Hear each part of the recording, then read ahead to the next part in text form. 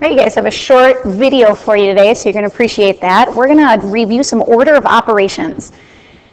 So remember our acronym, or the acronym you've learned in the past.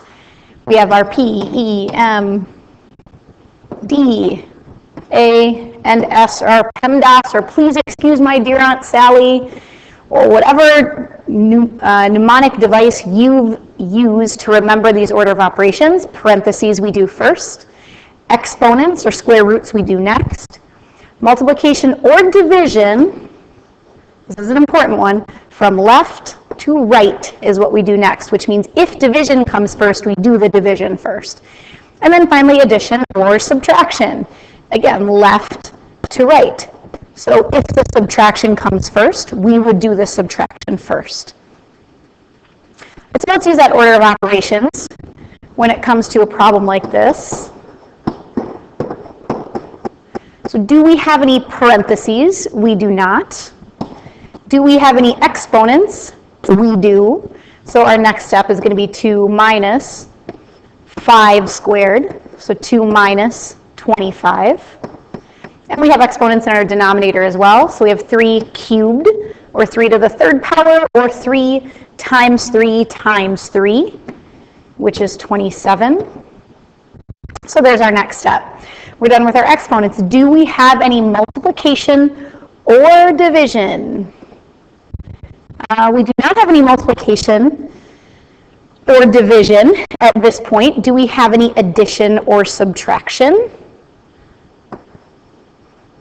We do have addition and subtraction, or we do have addition or subtraction. We have subtraction, so let's go ahead and do that. So I have 2 minus 25, so I have a negative 23, and a 27 minus 1, which is going to give me 26. Now I'm going to leave this as a fraction and say our answer is negative 23/26. Right? If the numerator is negative and the denominator is positive, we have an entirely negative fraction. All right, let's try another one. Again, remember P, E, M, D. Oops, let's try that again. P, E, M, D, A, S. So we have parentheses. We do not. Do we have exponents? We do. So I'm going to go ahead and do that. Inside my square root, I have a 2 cubed. So 2 times 2 times 2 is going to be 8 minus 6. Now, along with exponents, we also have square roots, or just roots. Sometimes they're not square roots. Sometimes they're other types of roots.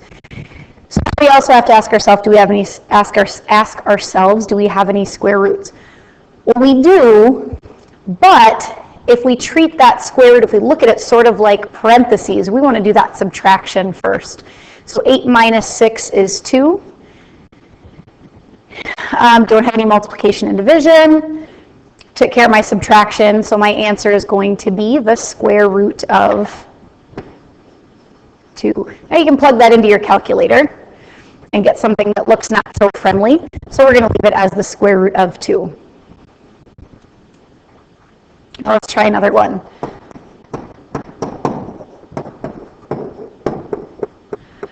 All right, parentheses. Nope. Exponents. Yes. 2 times 5 minus, here are exponents, so 4 squared, or 4 times 4, is 16. So we've taken care of our exponents. Multiplication or division, remember those go together. I do have multiplication, so I'm going to do my 2 times 5. I'm just going to put in parentheses here what I'm doing next. And I still have a minus 16. So I'm just doing one step at a time so I don't make mistakes. So I'm done with my multiplication and division. Addition and subtraction, again, those go together, but it looks like I only have one thing left. So 10 minus 16 is going to give me a negative 6.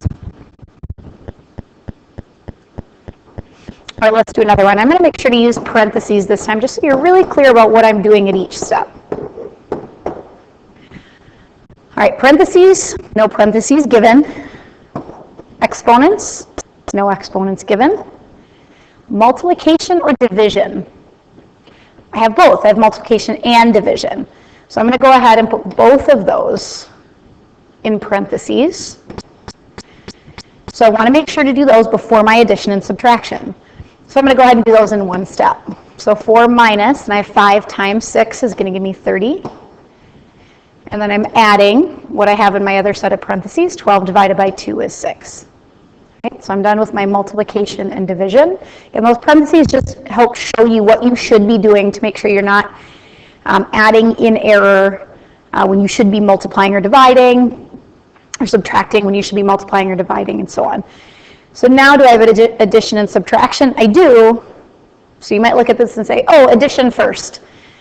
But it's not. Remember, addition and subtraction, just like multiplication, is left to right.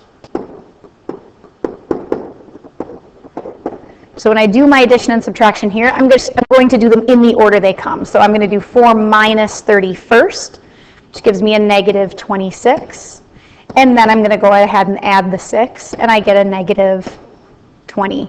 So you might be tempted to do the 30 plus 6, and then do 4 minus 36. But again, subtraction and addition and subtraction, you do them in the order they come. So here subtraction is first, so I'm going to do the subtraction first. Oh, we're going to skip that for now. And that's going to be it for this video. So nice short one, and we'll do some more order of operations practice in class.